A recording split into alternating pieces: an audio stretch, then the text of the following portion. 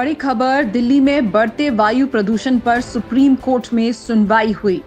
Supreme court ने केंद्र सरकार से मंगलवार को आपातकालीन बैठक बुलाने को कहा है। इसके साथ ही अदालत ने एनसीआर इलाके के राज्यों को निर्देश दिया है कि वो वर्क फ्रॉम होम लागू करें। इसके साथ ही सुनवाई को 17 नवंबर के लिए स्थगित किया गया है। सुप्रीम कोर्ट ने केंद्र और एनसीआर के क्षेत्रों के लिए कर्मचारियों के लिए वर्क फ्रॉम होम पर विचार करने को कहा। केंद्र की कल होने वाली आपात बैठक में पंजाब, उत्तर प्रदेश, हरियाणा के मुख्य सचिवों को भी मौजूद रहने को कहा गया है। इसके साथ ही सुप्रीम कोर्ट ने केंद्र और राज्य सरकार से कल शाम तक जवाब मांगा है कि किन उद्योगों को रोका जा सकता है, इसके साथ साथ किन वाहनों को चलने से रोका जा सकता है और किन बिजली संयंत्रों को रोका जा सकता है।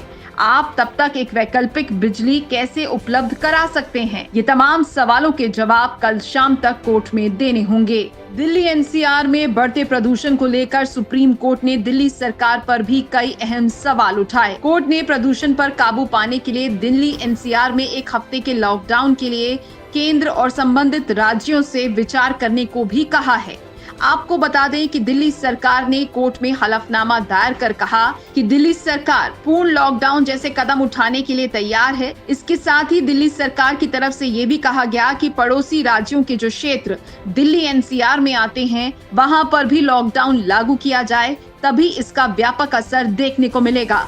इसके साथ साथ दिल्ली सरकार ने सुप्रीम कोर्ट को ये जानकारी भी दी कि बढ़ते प्रदूषण को देखते हुए और सुप्रीम कोर्ट में हुई सुनवाई के बाद 13 नवंबर को दिल्ली सरकार ने एक आपात बैठक बुलाई थी, जिसके बाद सभी स्कूलों में एक हफ्ते के लिए ऑफलाइन क्लासेस को रोक दिया गया है।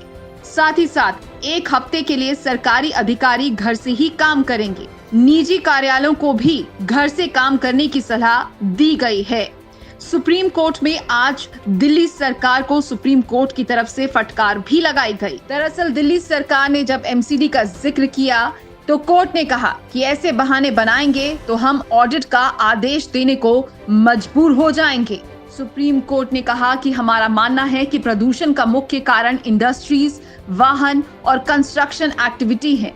पराली का रोल कुछ कुछ जगह है। ये बात कही गई है कि पराली का प्रदूषण में ज्यादा योगदान नहीं है, लेकिन हम पंजाब, हरियाणा सरकार से कहेंगे कि वो किसानों से कहे कि 2 हफ्ते पराली ना जलाएं।